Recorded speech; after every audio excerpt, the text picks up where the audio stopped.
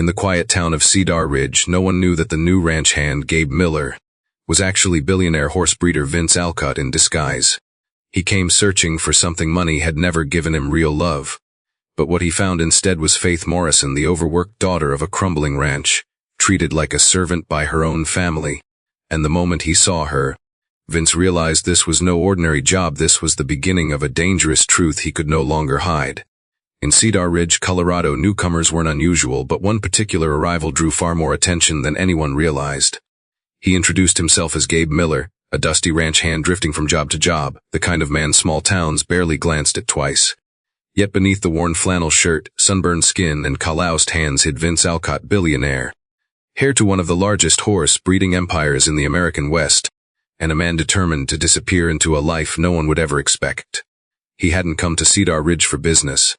He hadn't come for investments, land deals, sponsorships, or any of the polished events his world usually demanded. He came because he was exhausted from wealthy families pushing daughters into his arms, from socialites who saw him as a bank account on legs, from men who treated him like a prize they could barter with. The dates arranged for him, the conversations rehearsed for his benefit, the bright fake smiles, all of it felt as hollow as an abandoned barn. Vince wanted something money had never given him: honesty. He craved an unfiltered look at people when they weren't trying to impress a billionaire, and he knew the only way to see that was to stop being one, at least for a while. The disguise came naturally. He'd grown up working his own ranches, mucking stalls and hauling feed before he ever sat in a boardroom. Trading designer shirts for thrift store denim wasn't difficult. Letting his beard grow wasn't strange. Driving an old pickup instead of his polished black truck was almost refreshing. The challenge wasn't the look, it was the role. He had to become ordinary, forget the world that bowed for him, and step into one that overlooked him entirely. Cedar Ridge seemed perfect for that transformation. It was a small, close-knit town tucked between mountain ranges and golden hayfields, a place where people nodded to each other at gas stations, where gossip moved faster than windstorms, and where strangers were noticed but rarely questioned. Vince picked it because ranching was embedded in its bones. Here he could work without suspicion. Here he could live as Gabe Miller without anyone wondering why a billionaire mucked stalls. Before arriving, he had studied the Morrison ranch, once prosperous, now crumbling under financial strain. Reports mentioned 9 underfed horses, failing fences, unpaid bills, and a family reputation that had soared over the years. But what truly caught Vince's attention wasn't the state of the ranch. It was the whispered rumor of a daughter, Faith Morrison, who never appeared at social events, who never seemed to leave the property, and who was said to work harder than all the ranch hands combined. Something about that description struck him as deeply wrong. In wealthy circles, daughters were paraded like trophies. In struggling families, they were often pushed into marriages of convenience. He wondered which fate awaited her, maybe both, maybe worse. With his next official tour of ranches approaching, Vince saw an opportunity. He'd visit Cedar Ridge later under his real identity, as the powerful Vince Alcott everyone expected. But first he would go early unnoticed, in disguise. That way he could observe the Morrisons before they put on their best manners. He wanted to see the truth, how they treated workers, how they cared for their land, and most of all, who Faith really was.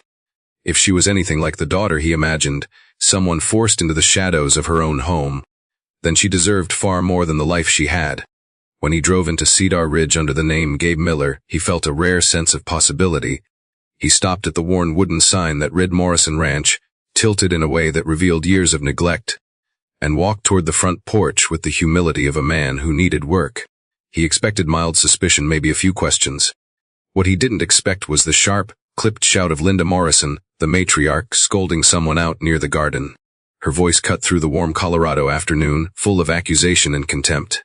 Vince paused, stepping closer to see past the gate. He spotted a young woman on her knees in the dirt, hands covered in soil. Her head lowered as if she'd been living under a burden far heavier than gardening mistakes. That was Faith, with a simple dress, hair tied loosely, movements quiet yet full of unspoken exhaustion. Linda towered over her, pointing at the misplaced jasmine plants with an anger far too intense for such a small error. The cruelty wasn't disguised, not even with a stranger nearby. Vince watched long enough to understand exactly what Faith's life was: relentless labor, harsh commands, and no defense from anyone around her. That moment told him more than any rumor could. He approached the porch and knocked, expecting Linda to ignore him or bark another order. Instead, she came storming toward him, irritation twisting her expression until she spotted the opportunity. He represented free labor. Faith followed a few steps behind, eyes still lowered, as if waiting for permission to breathe. Vince introduced himself as Gabe, a man looking for an honest job in exchange for food and shelter. Linda barely looked at him, dismissing him instantly, but Faith, striking in her quiet gentleness, spoke up. She suggested that he might help with the neglected horses, offering her mother a practical reason to accept him. Linda agreed reluctantly, and Faith was told to guide him through the property. As Vince followed her, he noticed every detail, how she moved carefully as if afraid of being too slow or too visible. How she apologized for things that weren't her fault. How her voice softened each time she spoke to the animals or explained the tasks ahead. By the time they reached the barns, Vince realized that this wasn't just a mission to test honesty anymore. Faith Morrison had already shifted something inside him. She wasn't flashy or prepared or pretending to be anything. She wasn't trying to impress him. She wasn't even aware she was being watched. She was simply living a life far too hard for a girl with her spirit. And that was why his disguise mattered. If she ever knew he was Vince Alcott, the billionaire, everything would change. She'd treat him differently, even if she didn't want to. Her family would treat him differently. Her world would warp to accommodate the wealth he carried. So he remained Gabe Miller, the ranch hand, watching her from the perspective of an equal, not a savior.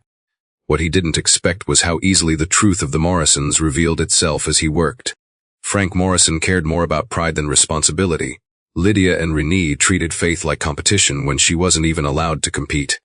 The horses suffered from neglect, the ranch buildings leaned under years of disrepair, and every decision the Morrisons made focused on image rather than compassion. Vince had intended to gather insight, not judgment, but the judgment came naturally the more he saw. Yet amid that chaos, Faith stood out. She was the one person on the ranch who offered kindness without motive, patience without reward, and a resilience he had rarely seen in all his privileged life. And for the first time in years, Vince understood the weight of what he was looking for: not a perfect woman, not a glamorous partner, but someone real, someone whose heart would recognize his, even without the name Alcott attached to it.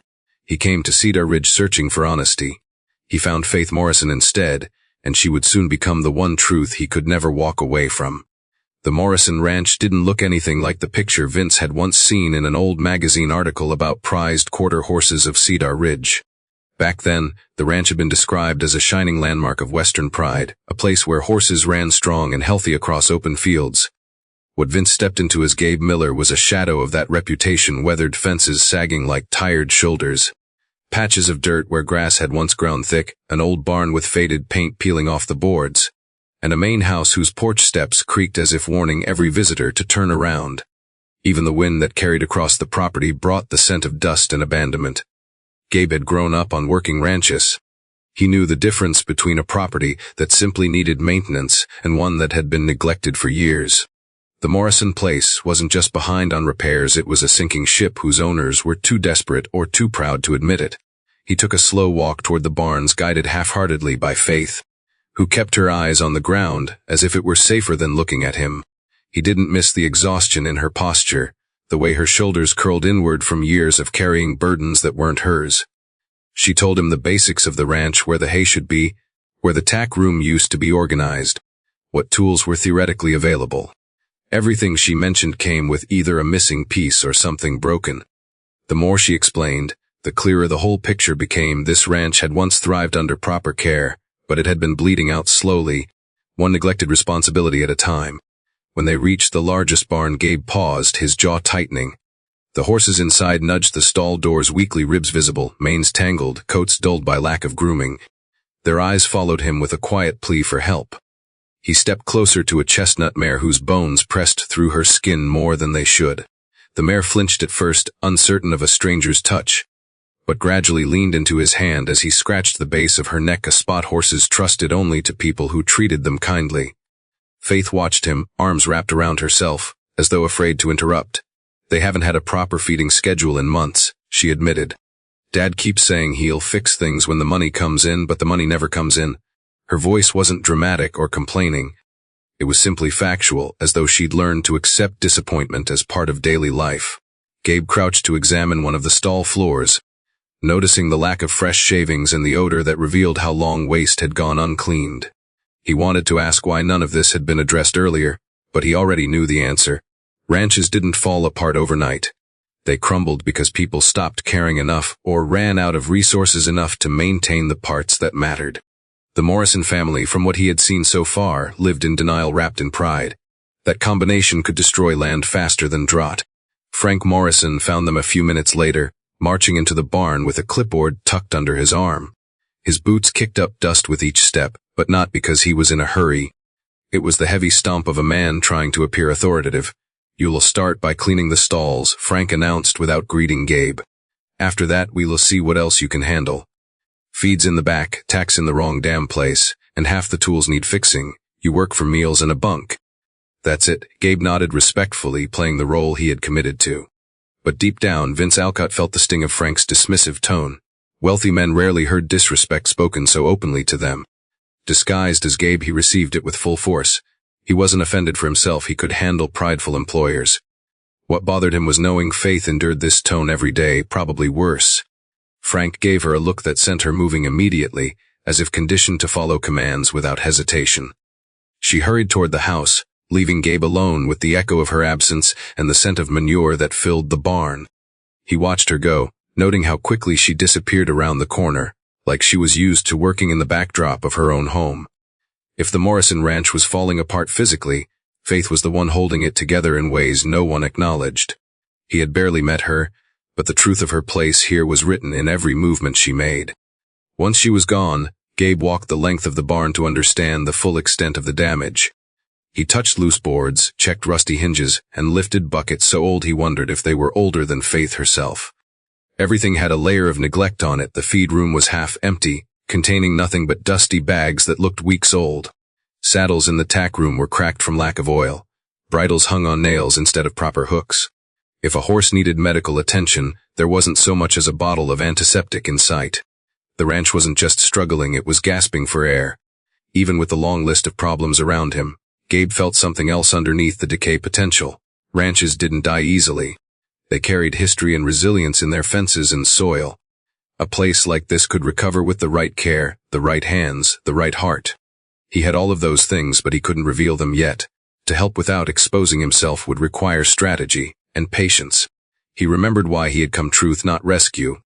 But seeing Faith work herself to exhaustion while her family pursued appearances and wealth they no longer had struck something deeply personal in him. For the next hour he focused on the horses, giving them fresh water and checking hooves. Working slower than he normally would in order to think through everything he'd observed. The ranch needed more than management, it needed compassion, structure, and a leader who actually cared about the animals.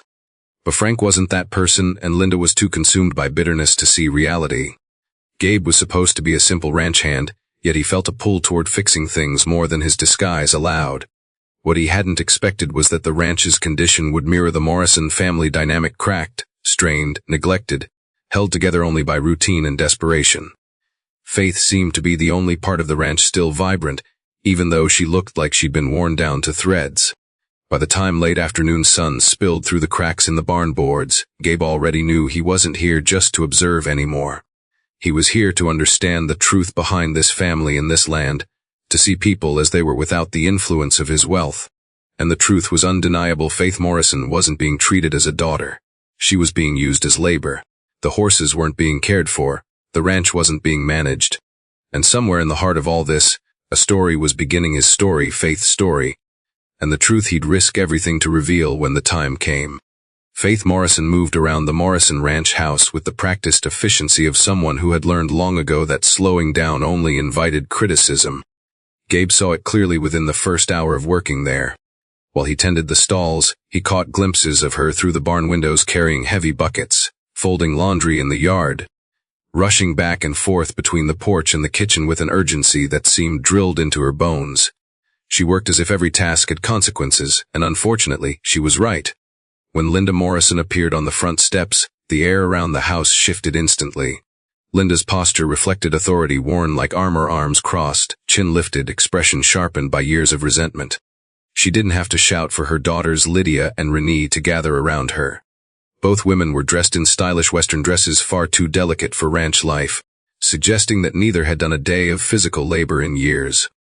They strutted outside with the assurance of people who believed hard work belonged only to others. Faith stepped out behind them, carrying a basket of table linens she had just washed.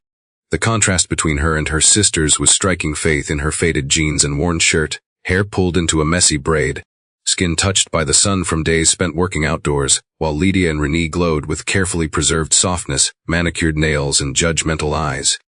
Gabe observed from a distance, leaning against a stall gate, pretending to adjust a buckle so he wouldn't draw attention. But his focus was entirely on the interaction unfolding near the porch. Linda pointed to the garden along the front walkway, where newly planted flowers sat crooked in the soil. Faith, how many times do I have to remind you what symmetry means? Her voice cut through the yard. Do you see these petals? Do you see the spacing? Everything is wrong again. You make the entire house look cheap. Faith lowered her head slightly, not in defeat but in a calm acceptance of treatment she had endured for years. I can fix it, she responded, her voice steady though her hands tightened around the basket. It'll only take a moment. Lydia rolled her eyes dramatically. Of course it will take a moment because you can never do anything right the first time. Renee smirked, adjusting a strand of her perfectly curled hair. Mom, she'd mess up a glass of water if you let her. We were lucky she doesn't handle anything important. The cruelty wasn't hidden. It was performed openly, like a routine the Morrison women had memorized. Faith didn't react with anger. Instead, she shifted her weight and prepared to kneel near the garden again. Gabe felt a pressure building in his chest, the urge to step in and defend her growing stronger by the second. But he couldn't reveal who he truly was yet. Intervening would draw suspicion, and he had to remain invisible, at least for now. That didn't make it any easier to watch. Lydia suddenly noticed Gabe and straightened her posture, giving him a quick but shallow smile. It wasn't a greeting, it was an evaluation. Renee followed her gaze, then whispered something behind her hand, which made Lydia laugh. Their interest in him was not genuine curiosity, but the judgment people of privilege cast on someone they believed beneath them. Gabe kept his face neutral, nodding politely before looking away. Faith didn't so much as glance in his direction, either out of modesty or because she was used to being overlooked when her sisters were present. Linda snapped her fingers toward Faith. Put down that basket and redo the garden. And after you finish, the laundry hanging behind the house better be dried, folded, and put away before dinner. I won't have you lazing around like you did yesterday. Faith blinked once, but that flicker in her eyes stabbed Gabe deeper than any of Linda's harsh words. Yesterday, Gabe had seen her working nonstop for hours. If Linda considered that laziness, then Faith had no standard she could ever meet. Frank emerged from the house a moment later, already irritated by something inside. Faith, don't forget the invoices on my desk need to be sorted, and the barn office is a mess, clean it today. Lydia chimed in, oh, and I need my blue dress ironed before the evening, and don't scorch it like you did last time. Renee added, and polish my boots. Faith simply nodded, her voice steady. Yes, I will take care of it. Then she turned toward the garden, knees touching the dirt once more, hands moving automatically as she adjusted each plant. Gabe felt the urge to step out of the barn and tell the Morrison family exactly what he thought of their behavior. But he reminded himself why he was here. If he appeared too confident or outspoken, they would question him, maybe even fire him. And Faith needed him here, whether she knew it yet or not. So he held his position, jaw clenching as he watched the imbalance of the household unfold. What stunned him most wasn't just how much Faith did, it was how effortlessly the others dismissed her. Lydia and Renee floated around the property as if they were ornaments, spending more time criticizing than participating in anything meaningful. They returned inside after a few moments, leaving Faith alone with the weight of every task. When they disappeared, Faith's shoulders relaxed, but only slightly. The ranch's to-do list was overwhelming even for 3 people, yet she had been left to handle it all. A gust of wind carried dust across the garden, scattering soil onto her freshly adjusted flowers. Faith let out a breath and pressed the dirt back into place. Gabe admired the careful way she worked, gentle yet determined, with a patience cultivated through hardship. He recognized that resilience he had seen it in ranch workers who carried entire operations on their backs without recognition. But Faith was more than a worker, she was a daughter. She should have been valued, appreciated, supported. Instead, she had become the backbone of a family that refused to stand on its own. When Faith rose to her feet, brushing dirt from her knees, Linda reappeared, checking every inch of the garden as though inspecting a soldier's uniform. Better, she finally said. Not thank you, not good job. Just better, as if the compliment might cost her something. Faith nodded and moved toward the laundry line behind the house. Gabe watched as she carried basket after basket, each load heavier than the last. No one offered to help, no one even acknowledged her efforts. Gabe's thoughts raced as he imagined Faith's life here, waking before dawn, preparing breakfast for a family that barely looked at her, then tending to every chore from the barns to the house. If she slowed down, she was scalded. If she made a mistake, she was humiliated. If she did everything perfectly, she received nothing but the expectation to do even more. This wasn't a home. It was a system built on imbalance, and Faith was the only pillar holding it up. By late afternoon, when Faith finally crossed paths with Gabe again near the barn, she offered a timid but genuine smile. The kind of smile that didn't ask for anything in return. The kind of smile that said she was used to kindness being a rare visitor in her life. Gabe felt something shift inside him, a growing determination to learn her story, to protect her in whatever way his disguise allowed, and eventually, when the time was right, to reveal the truth and give her the life she deserved. Frank Morrison had the posture of a man who believed the world owed him something, broad shoulders stiff with misplaced pride, chin tilted slightly upward, and brows drawn into a permanent frown as though every person who stood in front of him was already a disappointment. Gabe had seen ranch owners like him before, men who clung to authority even while everything they managed crumbled under their watch. Frank stepped into the barn with his hands on his hips, looking Gabe over from head to toe with the kind of scrutiny that wasn't about evaluating skill, but about assessing how low this stranger fit on the social ladder. "So you're the one looking for work," Frank muttered, not offering a handshake or even a proper greeting name. Gabe kept his expression neutral. "Gabe Miller, sir," Frank snorted, unimpressed. "Miller, huh? Sounds about right." Whatever that meant, Gabe didn't bother asking. Frank gestured toward the stalls. "You said you know horses. Anyone can say they know horses. I need someone who do the work without whining, without wasting my time, and without expecting anything fancy. You expect pay?" Gabe answered calmly, "Just room and meals will do." Frank narrowed his eyes, suspicious but smug. "Good, means you know your place." Gabe felt something twist inside him, but he kept his posture relaxed.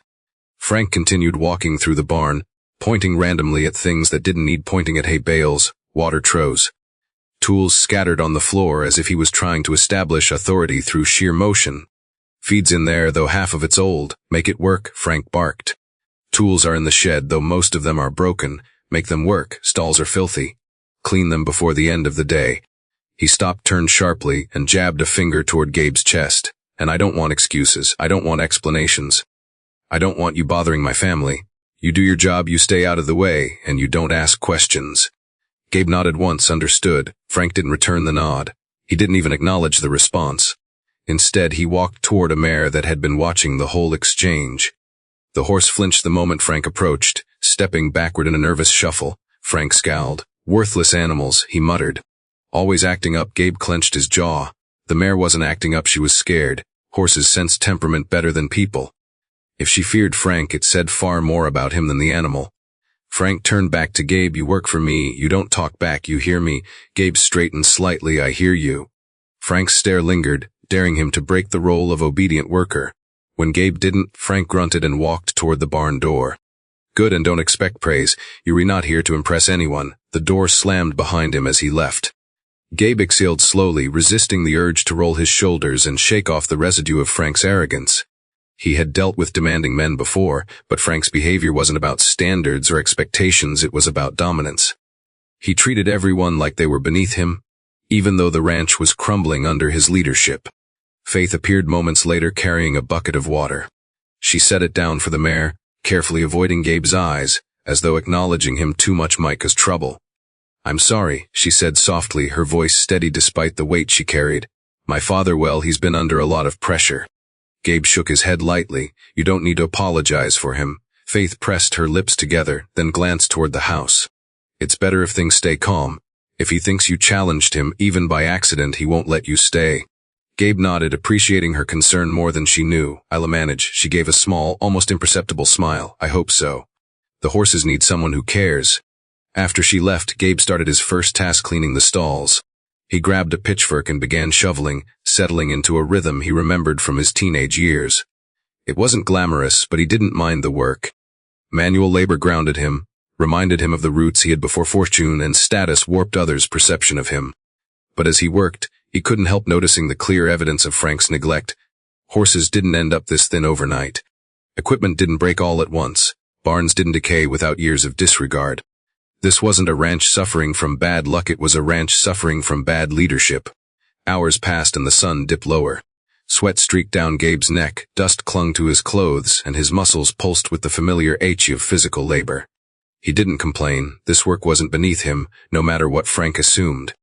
While he cleaned, he overheard bits of conversation drifting from the porch, Frank ranting about debts, Linda complaining about image, Lydia and Renee laughing about an upcoming social gathering they planned to attend despite their financial situation.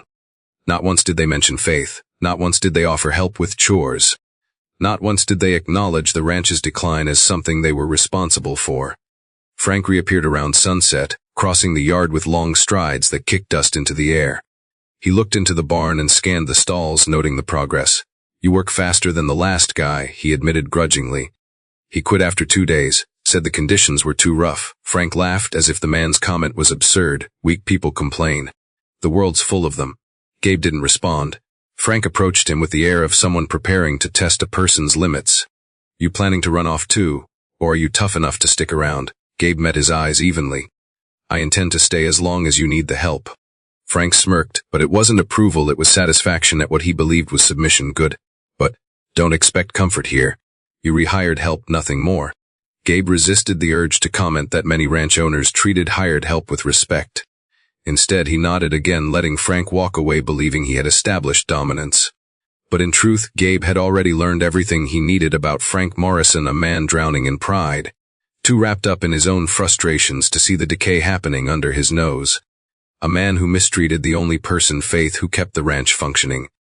When Faith brought a simple dinner to the barn later that evening, she placed the plate gently on a barrel and looked at Gabe with a mixture of gratitude and apology, as if she felt responsible for how her father treated him. Gabe thanked her, his voice warm and sincere. Her presence softened the weight of the day, and he realized that no matter how Frank treated him, staying here was the right choice. Because Faith needed an ally, and Gabe needed the truth that only this ranch, in all its dysfunction, could reveal. Gabe had been on the Morrison ranch less than a full day when he realized how deeply Faith's kindness contrasted with the harshness surrounding her.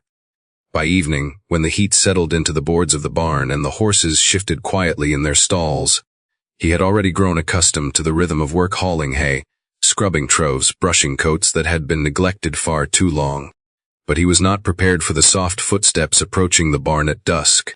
Faith appeared carrying a tray covered with a cloth, her braid loose from a long day's work and her shirt still dusted with flour from preparing dinner for a family that often forgot she existed. She hesitated at the doorway before entering, as if checking the shadows to ensure no one had followed her. When she stepped inside, her expression was apologetic, like she was already expecting to defend herself. "Gabe," she said, keeping her voice low but steady, "I brought your dinner." She lifted the cloth to reveal a full meal: roasted chicken, mashed potatoes, warm cornbread, and a jar of cold tea. It was far more generous than the bread crust Frank had ordered earlier that afternoon, which Linda had enthusiastically agreed was enough for a man like him. Gabe blinked in surprise. "This is a lot," he said. "Your mother said." Faith didn't let him finish. "I know what she said," she murmured, her eyes flicking toward the house. "But it wasn't right. You worked all day. You deserve real food." She set the tray on a hay bale, careful not to spill anything. Her hands trembled slightly, not from fear of Gabe but from fear of being caught doing something decent. Gabe watched her straighten the tray, adjust the jar, and tuck a napkin under the edge, all while avoiding meeting his gaze directly. "Thank you," he said genuinely, his voice warm. "You didn't have to do this." She gave a small shrug, a gesture attempting to appear casual but carrying years of quiet hope for simple gratitude. "It's nothing. I cook for everyone anyway. Adding one more plate doesn't change much." But Gabe knew that wasn't true. He saw the way she rushed from task to task, the weight of endless expectations dragging at her every movement. She was the one who woke before sunrise, the one who cleaned, cooked, washed, folded, repaired, planted while her family complained if she didn't work fast enough. Adding anything to her day absolutely did change things, but she did it anyway. As Gabe began eating, Faith stepped back, resting her hands against her apron. Her posture was tense, as though ready to grab the tray and disappear the moment someone else appeared. For a few moments, Gabe said nothing, letting her ease into the space without pressure. She watched him take the first bite of chicken, and when he gave an approving nod, something in her shoulders loosened. "I'm glad it's okay," she said. "Sometimes the oven burns things without warning. Mom says it's because I don't pay attention, but really the oven." She stopped herself quickly, cheeks warming. "Never mind. You don't need to hear all that." Gabe shook his head gently. "I don't mind. Actually, I'd like to hear about it." Her surprise was almost visible, like he had offered her something she had never been offered before, space to speak freely. She hesitated, then allowed herself a small smile. Well, the oven is older than I am, it heats unevenly. But if you turn the pan halfway through, it behaves better. Just takes practice. Gabe listened like her words mattered, because to him they did. In that moment, the air between them shifted into something softer, not romantic yet, not dramatic, but meaningful. He sensed in Faith a deep well of thoughts she rarely shared, and he wanted to hear all of them. She continued standing nearby even after she said she would leave, clearly torn between duty and the rare chance to be her own person for a moment. Gabe saw the exhaustion in her eyes, but also a spark that hadn't been completely worn down. He admired that spark more than he admitted even to himself. "Do you ever get time to rest?" he asked, genuinely curious. Faith looked at her hands before answering. "Sometimes late at night when everyone's asleep. I read a little or sew something. Or go to the back pasture to breathe for a minute. But mostly I work." Gabe nodded slowly. "You deserve more than that." Faith gave a small laugh, not sarcastic, but hollow with years of being told otherwise. "Around here, what I deserve doesn't matter much." She moved toward the barn door as if remembering she had more tasks waiting. But she paused, glanced back, and said quietly, "If my mom or dad asks, I brought you bread, nothing else." Gabe gave her a reassuring nod. "Your secret's safe with me." She hesitated again, curiosity flickering across her features. "Why did you come here, Gabe? Cedar Ridge is small. Most people who pass through are either lost or looking for work they don't get to choose." Gabe chose his words carefully. "I wanted a change of scenery, wanted to work with horses again. Thought it'd be good for me." She studied him for a moment, not judging, just noticing.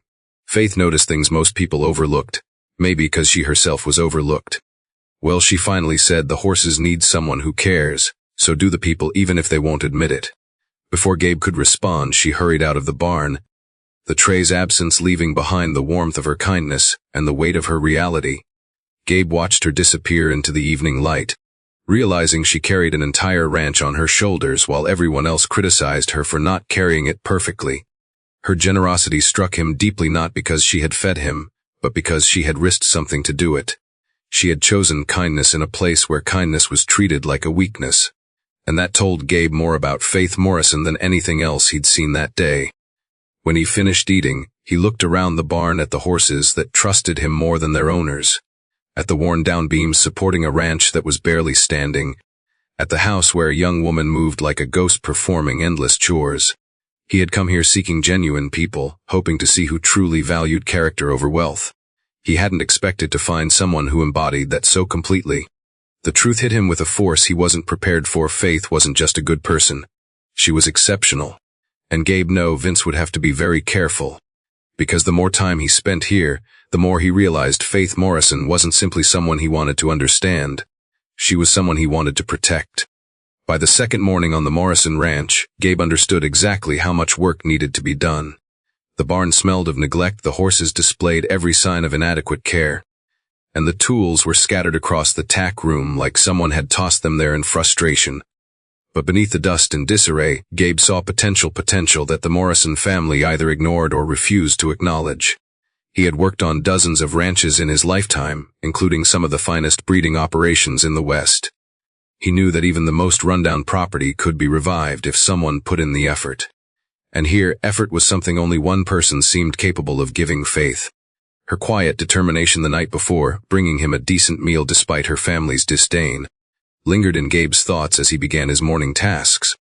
She moved through the ranch like a hidden heartbeat, keeping everything functioning while receiving none of the credit. Gabe started in the barn, rolling up his sleeves and diving into work. He hauled fresh water, shoveled out stalls, brushed the horses until their coats regained a healthy sheen, and inspected each animal with a practiced eye. He noted the thinness of their frames, the roughness of their hooves, and the tension in their muscles from carrying stress far too long. He murmured reassurances to them, not because he expected them to understand every word, but because horses sensed intention. They responded to gentleness, steadiness, competence. Within minutes, the animals were calmer. They poked their heads over stall doors, nuzzling his shoulder or sniffing his pockets for treats. Gabe smiled and scratched between their ears, promising them things would get better, and he meant it. After tending to the horses, Gabe stepped into the tack room. What he found made him exhale sharply. Saddles were thrown haphazardly across the floor, some cracked from lack of oil, bridles hung by tangled reins. Buckles were rusted, straps were torn, and half the equipment looked like it hadn't been used properly in years. It wasn't just carelessness, it was a complete lack of respect for the animals and the craft of ranching.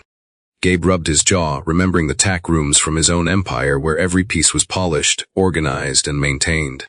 But instead of letting frustration distract him, he rolled up his sleeves and started sorting.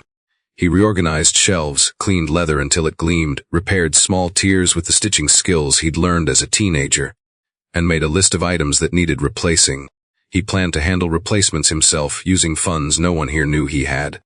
By late morning, sweat clung to his skin and dust covered his clothes, but the barn finally resembled something closer to a functioning facility. That was when he noticed Faith approaching, a basket on her hip filled with tools. Her steps were quick but not frantic, her braid bouncing lightly behind her as she navigated the uneven ground. She paused when she saw the changes: clean easels, organized equipment, horses grazing comfortably in the paddock. Her lips parted slightly and her eyes widened in a mixture of shock and admiration. "Gabe," she said, breath catching. "Did you do all this?"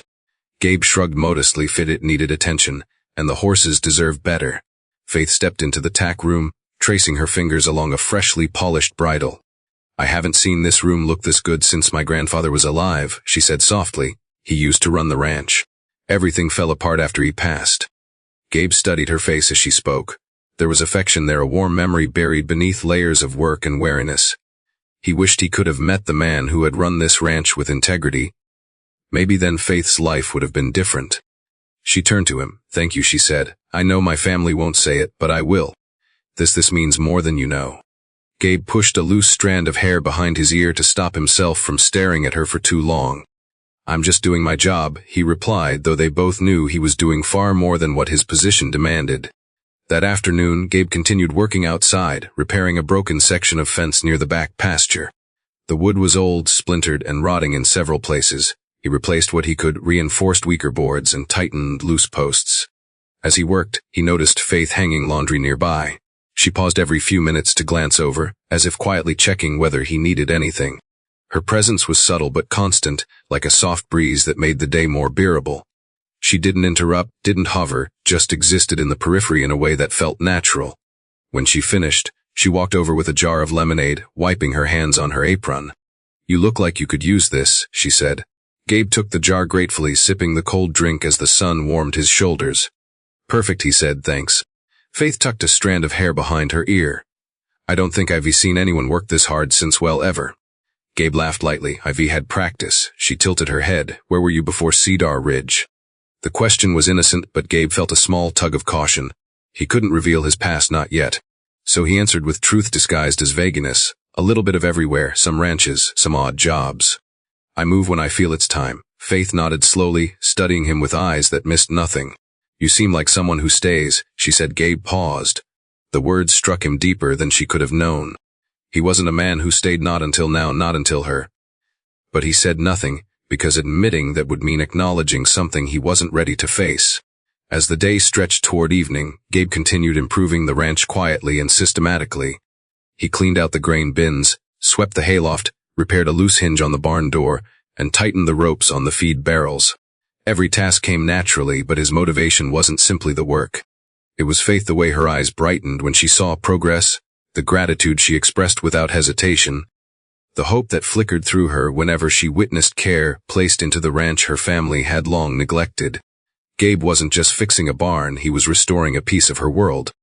Later, as the sun dipped behind the hills, Faith returned to the barn with another tray of food, full, warm, and thoughtfully prepared. She placed it on a bale of hay, brushing dust from her skirt. "I wish I could do more," she said. Gabe shook his head. "You already do more than anyone here." Her eyes met his, and for a moment the world seemed to narrow to the space between them.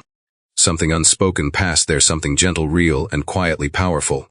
Gabe broke the moment first, turning to the horses to hide the emotions forming inside him. Faith lingered long enough to say, "I'm glad you're here, Gabe." Then she left, her footsteps fading toward the house. Gabe stood alone in the barn, the scent of hay and leather grounding him. He had come to this ranch searching for authenticity. What he found instead was a woman who carried the weight of an entire world on her shoulders and still managed to remain kind. He also found a ranch that deserved better, and he was determined to give both the chance they never received. Gabe never expected that the long hours he spent in the corner of the barn carving a small slab of cedar wood would become the most important risk he'd taken since arriving at the Morrison ranch. He had carved things before for charity events, for children at local fairs, for employees' families, but this was different. This was for Faith. He chose cedar because it reminded him of her, sturdy, resilient, and fragrant, with a warmth that lingered even after the harshest storms. He worked on the piece during short breaks, shaping it carefully with a small pocket knife he'd kept for years. Slowly the image came alive, a horizon stretching beyond rolling waves, a rising sun carved in delicate strokes, seagulls etched into the sky. He remembered her mentioning she'd never seen the ocean, that she dreamed of it as a place far away from the weight of her responsibilities. So he brought that dream to her hands. The night he planned to give it to her, the barn glowed with the last strands of evening light filtering through the warped boards. The horses rustled in their stalls as if sensing something different in the air. Gabe paced once, twice, rehearsing what he might say. Nothing sounded right, everything felt too revealing. But he wasn't here to impress her, he was here to show gratitude. To offer her something no one else in her family seemed willing to give acknowledgement. When he finally heard soft footsteps approaching, he tucked the carving behind a hay bale and waited. Faith stepped inside carrying another warm meal, her apron dusted with flour, her hair escaping its braid after another long day. She glanced around, checking for her family like she always did before entering the barn. "I brought dinner," she said gently. "Mom thinks I'm delivering leftovers, but well, you know how that goes." She set the tray down and brushed her hair from her face. Gabe noticed how tired she looked, yet how bright her eyes were despite it. She always carried a kind of quiet light with her, one that refused to dim no matter how much weight was placed on her shoulders. "Faith," he said, clearing his throat, "before you go I made something for you." Her eyebrows lifted in surprise. "For me?" He nodded and retrieved the wrapped piece of cedar wood. "It's nothing fancy, just something I worked on during breaks." She took the bundle with a hesitant expression, untied the cloth, and unfolded it slowly. The moment the carving revealed itself, her breath caught. The image of the ocean, vast, peaceful, full of hope, filled her gaze. She traced her fingers lightly over the grooves representing the sun's rays. Her hand lingered on the waves, each carved with intention. She didn't speak at first, but her expression said everything. Her lips parted, eyes glassy with emotion that she tried to blink away unsuccessfully. "Gabe," she swallowed hard, "this is beautiful." Her voice carried a raw sincerity that struck him deeper than expected. He stepped closer, not wanting to intrude but wanting her to know he meant every detail carved into the wood. "You told me you dream of seeing the ocean," he said softly. "I thought since you can't go right now, maybe I could bring a little piece of it to you." Faith clutched the carving against her chest, as if holding onto something precious she'd never expected to receive. "No one has ever made me a gift before," she whispered. "Not something like this, not anything really." The sadness woven into that truth made Gabe's chest tighten. How could a family live with her, depend on her, and never offer her even the smallest act of appreciation? He lifted a hand slowly, giving her time to back away if she wanted, but she didn't. He brushed a tear from her cheek with his thumb. The touch was gentle, instinctive. Faith didn't flinch or tense. Instead, she leaned slightly into the warmth of his touch, her lashes lowering as though savoring the moment. It was the first time Gabe felt the full force of what had been building between them, something fragile, hopeful, and undeniably real. Faith placed her hand over his, her skin soft and warm. "Thank you," she whispered. "I don't know how you carved this, or why you went through the trouble, but I will treasure it." Her voice trembled slightly, not from fear but from the vulnerable honesty she rarely got to express. The barn seemed to hold the moment still, as if even the horses sensed its importance. Gabe wanted to tell her everything, that he wasn't just a hired hand, that he had resources, influence, and a life outside this ranch that could give her everything she'd never been allowed to have. But the timing wasn't right. Revealing himself now would break the fragile trust growing between them. So he simply said, "You deserve beautiful things, Faith." She looked down, a shy smile curving her lips. "You make it sound like I'm someone special." Gabe smiled back with a sincerity that warmed his chest. "You are someone special." Her eyes fluttered upward to meet his, and for a moment the world narrowed to the space between them. They didn't need grand declarations. They didn't need rehearsed lines. They needed only this, two people standing in a worn-out barn, sharing the truth through quiet gestures and unspoken understanding. Faith held the wooden carving to her chest again, hugging it as if she feared it might disappear. "I should go," she said reluctantly. "If I stay too long, Mom will start asking questions." Gabe nodded, even though every part of him wished she would stay. She took a few steps toward the door, then turned back. Her eyes glowed with something gentle and tender. "Gabe, I'm glad you're here." He felt the words settle in him like a warm flame spreading through his ribs. "I'm glad I'm here too," he said. She held his gaze for another second before leaving, the soft thud of her steps fading into the dusk. Gabe remained in the barn, leaning against a stall door as the weight of the moment sank into his bones. He had carved a simple piece of wood, but the meaning it carried for her and for him was far from simple. It was a beginning, a promise, a warning and a hope. He knew then, with a clarity that struck him hard, that Faith Morrison wasn't just someone he admired. She was someone who deserved a life untouched by cruelty, free from the burdens forced onto her. She was someone he could see himself protecting, cherishing, choosing. The challenge was that he wasn't who she thought he was. And the truth, when it came, would either destroy everything between them or set both their lives on a new path they never imagined. But for now, the moment belonged to them alone, a carved ocean, a shared touch, and a growing connection neither of them could deny. The morning after Gabe gave Faith the wooden carving, the ranch felt strangely brighter, though nothing outward had changed. The fences were still crooked, the barn still worn, and the Morrison house still carried its familiar heaviness. But Faith moved differently. Her steps were a little lighter, her shoulders less tense. And for once there was a softness in her eyes that seemed to glow from somewhere deeper inside her. Gabe noticed immediately as she crossed the yard carrying laundry. She tucked a loose strand of hair behind her ear and offered him a small smile, the kind of smile that came from genuine joy, not habit. He had no idea how long it had been since she felt something that pure. But he hoped the carving had given her a piece of the world she was always denied. Faith kept her gift close. She had placed it carefully on the dresser in her tiny attic room, telling herself she'd hide it later when she had more time. But she wanted one morning, just one, to let it sit in the open where she could admire it every time she passed. To her, the carving wasn't just a decoration. It was proof that someone had seen her, someone had listened. Someone had cared enough to carve every line with intention. Unfortunately, Lydia and Renee were not the kind of sisters who allowed Faith to have anything that brought her happiness. It started when Lydia barged into Faith's room without knocking, complaining loudly about a missing hair clip. Renee followed close behind, as always, scanning everything with the critical eye of someone searching for reasons to sneer. Faith was downstairs helping Frank sort old invoices when it happened. She didn't see Lydia's glance sweep across the dresser, or Renee's smirk as her gaze landed on the wooden carving. Lydia picked it up with 2 fingers as if it were something contaminated. "What is this?" she mocked.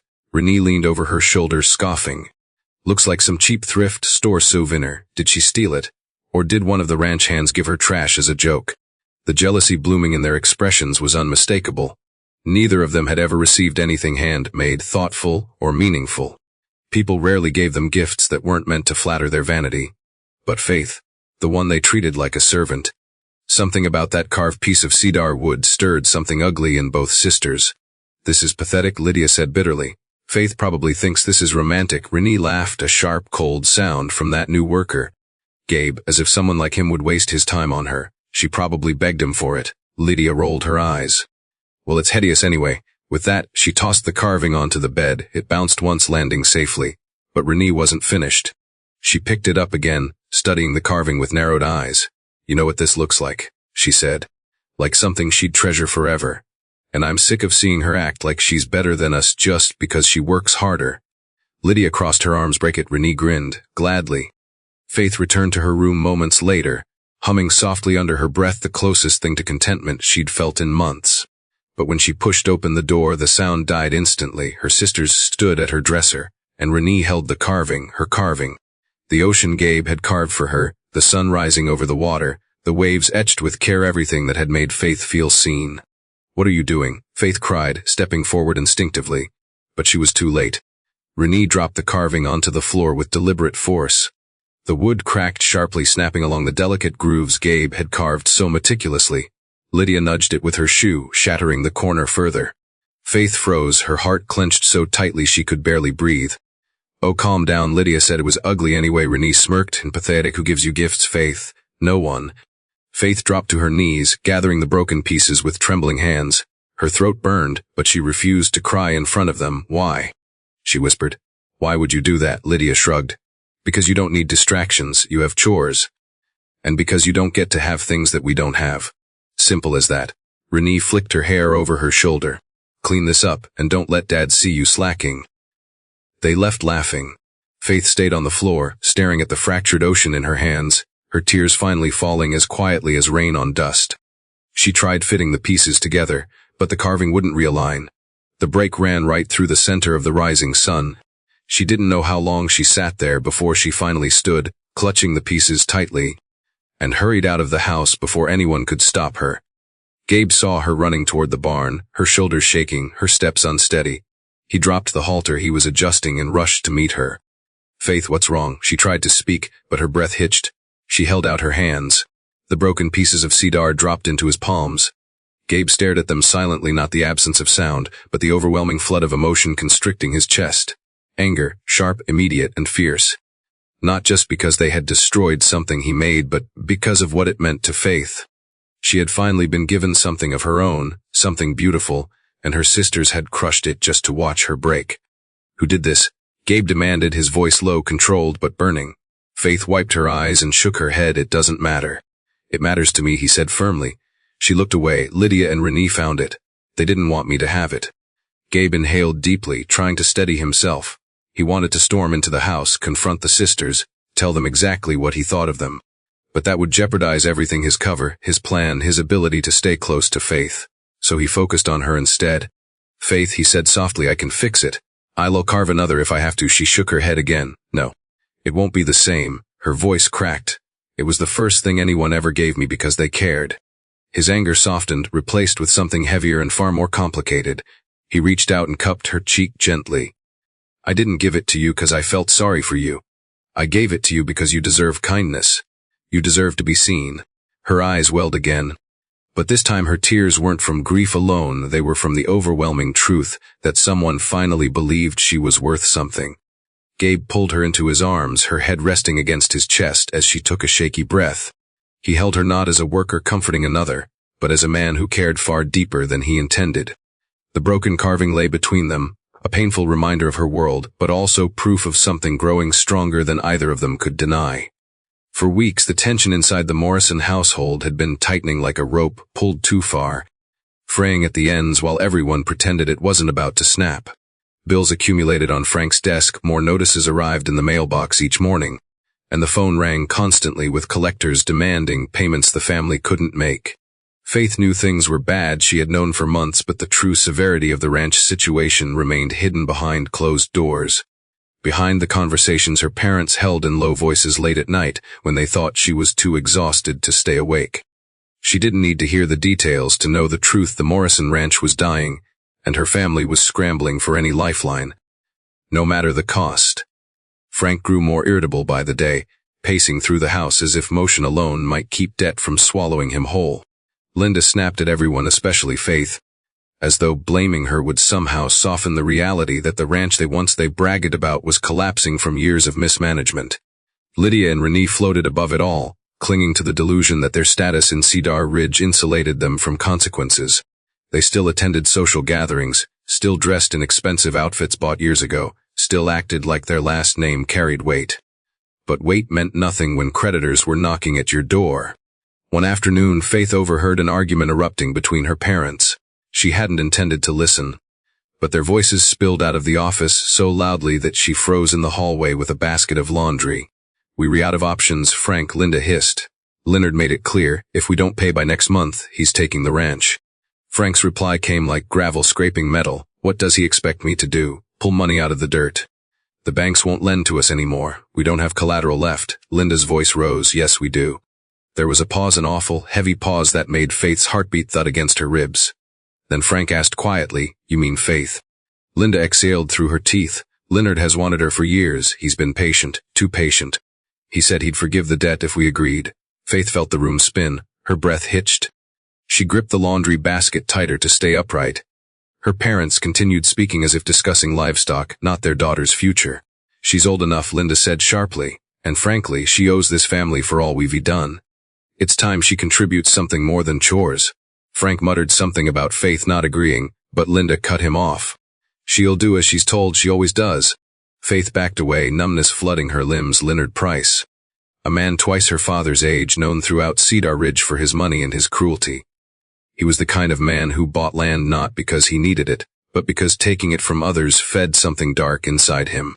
Faith had always avoided him at town events as his gaze lingered too long, his comments were unsettling, and his smile never reached his eyes. The idea of marrying him, of belonging to him, sent a cold dread crawling through her chest. She stumbled outside, needing air, needing to get as far from the house as possible without drawing attention. Gabe noticed her immediately.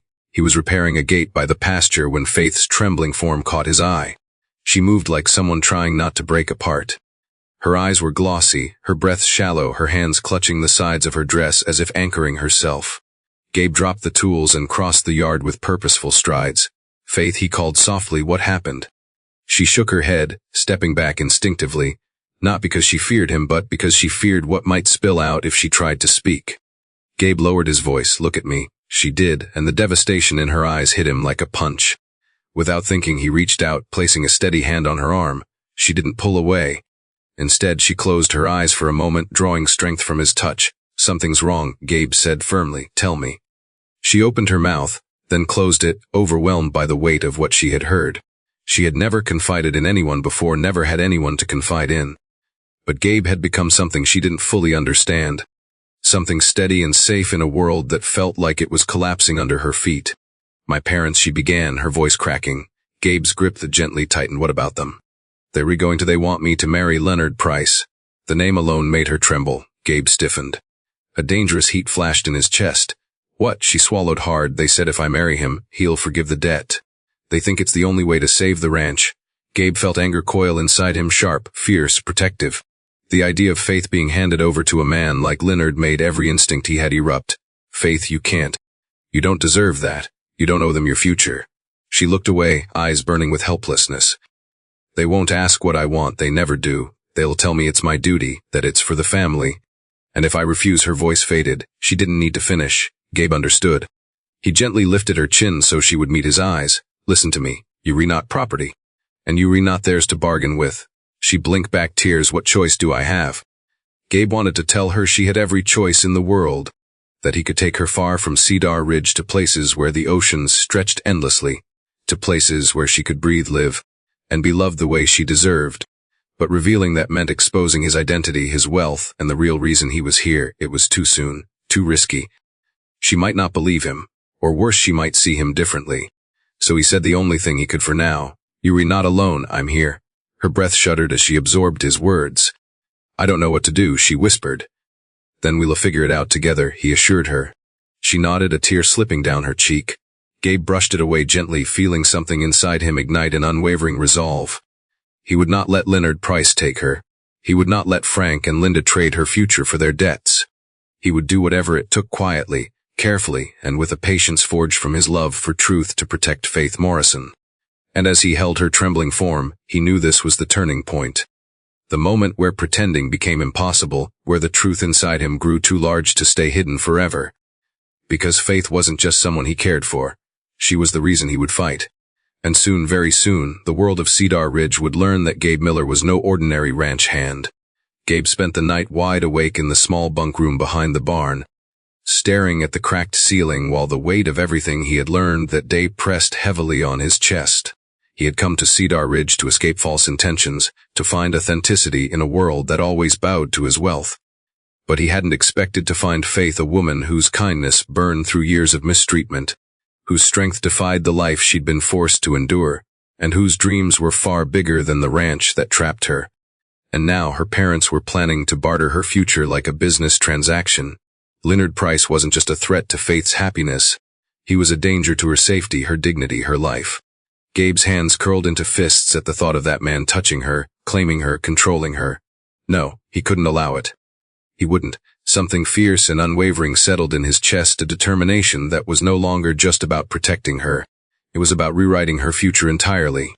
By dawn he was already outside tending to the horses, though the motions felt automatic, driven more by muscle memory than focus. He raked the ground, filled troughs, tightened the paddock gate, actions that normally steadied his thoughts. But today they barely made a dent in the storm inside him. His mind was fixed on Faith, on her trembling voice when she told him about Leonard, on the fear she tried so hard to hide. He kept replaying her words, her expression, and the helpless way she'd said she didn't know what choice she had. She had choices. She just didn't know them yet. and he intended to give her every one of them. Faith emerged from the house shortly after sunrise, carrying a basket of tools and wearing an expression that broke Gabe's heart. Her usual gentle determination was clouded by dread. She glanced at the pasture, at the open fields, as though searching for a way to escape her own life. Gabe watched her from a distance before approaching. Her shoulders lifted when she noticed him, as if seeing him ease something inside her.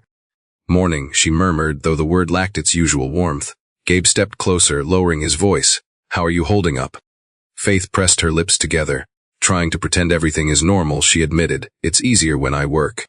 If I keep moving, I don't think as much." He nodded in understanding. "You shouldn't have to pretend." She forced a faint smile.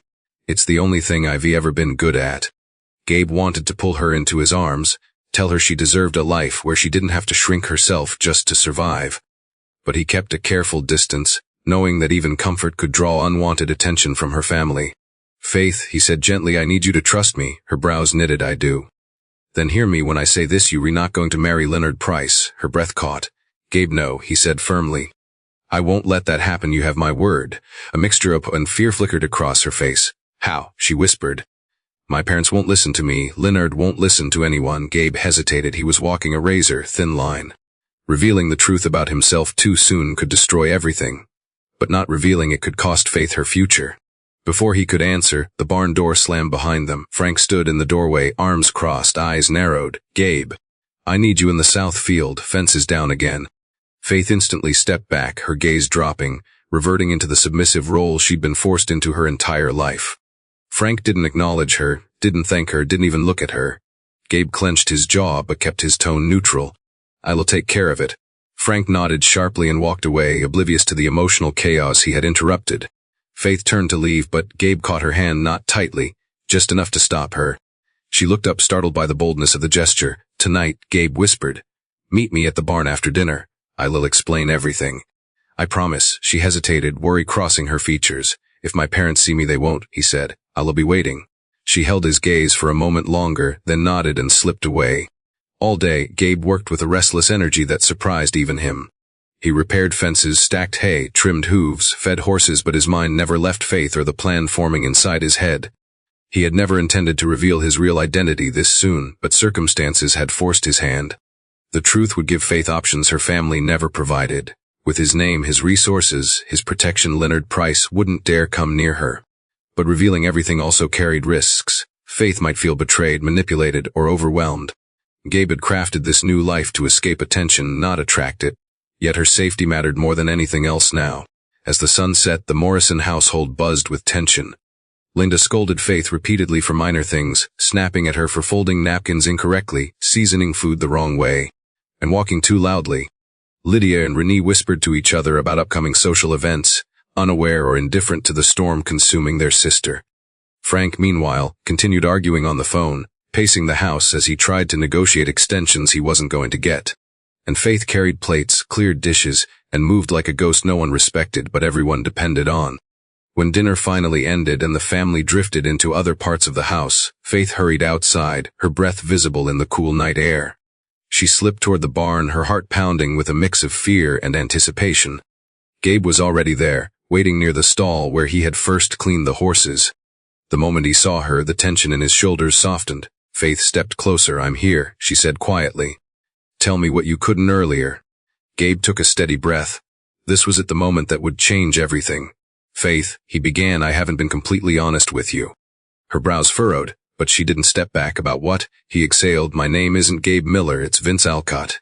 She blinked, confusion settling in before realization struck. She stared at him, searching his face for dishonesty. "Vince Alcott," she whispered.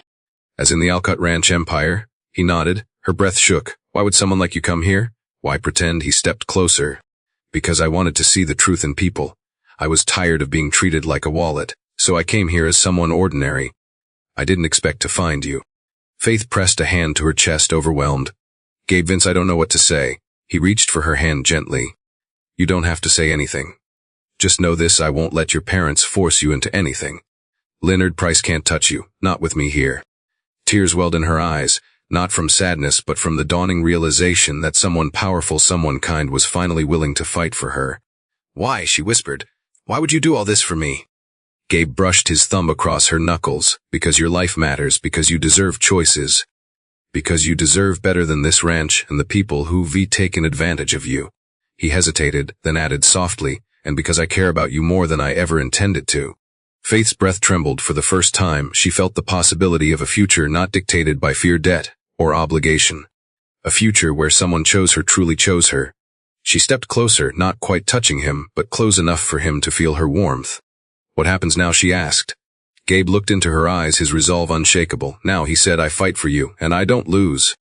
And for the first time in her life, Faith felt hope strong enough to change everything. The story of Gabe, Vince Alcott, and Faith Morrison is more than a romance set against the rugged fields of Cedar Ridge. It is a reminder of the quiet battles people fight behind closed doors, the weight of expectations placed on those who are never allowed to breathe, and the transformative power of kindness when it is offered with sincerity. One of the clearest lessons the story teaches is that genuine character reveals itself not when life is polished, easy, or publicly displayed, but when no one is watching and when nothing is expected in return. Vince learned this the moment he stepped onto the Morrison ranch disguised as a simple worker. In his wealthy world, people performed kindness for attention, reputation, or financial gain. But in his new world, this worn-down ranch filled with hardship, he found a different kind of truth. Faith showed him that compassion doesn't require resources or status, it requires heart. She had been given so little, yet she still managed to give so much. The lesson here is powerful. Real goodness shines brightest in those who have every reason to be hardened by life but choose tenderness anyway. Another lesson that rises from the story centers on courage, not the loud, heroic kind, but the quiet endurance that people undervalue. Faith's life was a testament to survival through emotional storms, to persistence in the face of unfairness, and to the strength of holding on to hope even when surrounded by people who tried to diminish her worth. Her family took advantage of her willingness to work, mistaking her gentleness for weakness, but the truth was far different. Faith's strength lay in her ability to continue caring and maintaining her integrity despite the cruelty around her. Her character teaches that strength is not measured by dominance or harshness, but by the ability to remain kind without being crushed by bitterness. She endured, not because she lacked options, but because she believed life would eventually offer her something better. And when Gabe arrived, she found the courage to consider that belief might finally be true. The story teaches us that endurance is not submission. It is the quiet bravery of waiting for the moment when choosing ourselves becomes possible. From Vince's perspective, the story delivers another crucial lesson: wealth and status do not define a person's humanity. Gabe allowed him to shed the expectations built around his name, allowing him to observe the world without privilege shielding him. He realized how differently people behaved when they thought he had nothing to offer them. Those who mistreated him revealed their values clearly, while those who treated him with dignity showed the true depth of their character. What he discovered is something many forget: kindness that depends on status is not kindness at all. By stepping into an ordinary life, Vince recognized that authenticity cannot be bought, and that love grounded in truth holds greater worth than any fortune. His journey teaches us that if we want to understand the world honestly, we must sometimes set aside the comforts that distort our perspective. Only then can we see who people really are and who we ourselves might become. The story also speaks to the danger of letting fear and desperation drive decisions. Frank and Linda Morrison, weighed down by debt and pride, chose to sacrifice their daughter rather than confront their own failures. Their choices were shaped by fear of losing the ranch, fear of judgment, fear of admitting they were responsible for years of neglect.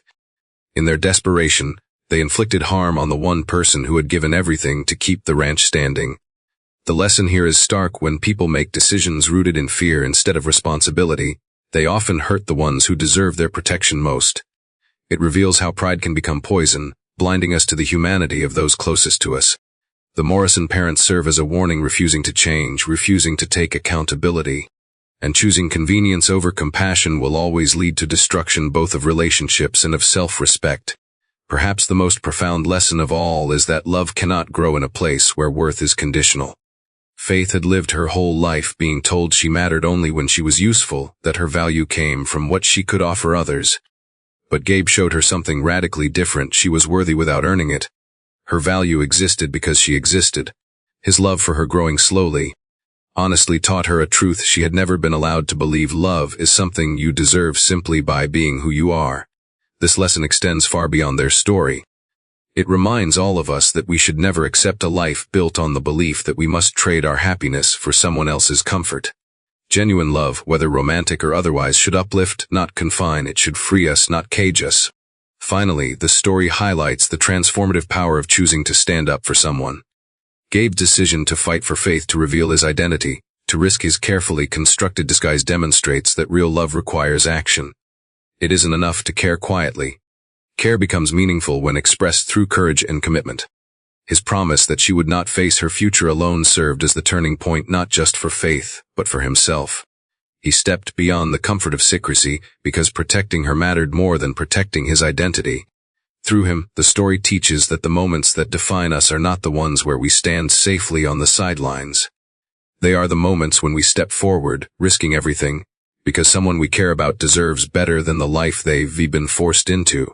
In the end, the lessons woven into the story form a single powerful truth: love, kindness, and integrity are strongest when they rise from difficult places.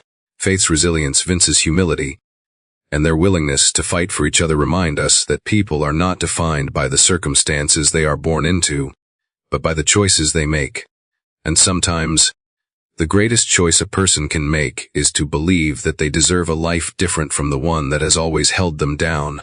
The story teaches us to seek honesty over appearances, compassion over pride, and courage over fear. It invites us to recognize that even in the most broken environments, there are opportunities for healing if someone is willing to take the first step. If you find this video helpful, don't forget to hit like, subscribe to the channel, and turn on the notification bell so you won't miss upcoming videos. If you have any suggestions or questions, feel free to leave a comment below. I'd really love to hear your feedback. Thank you for watching until the end.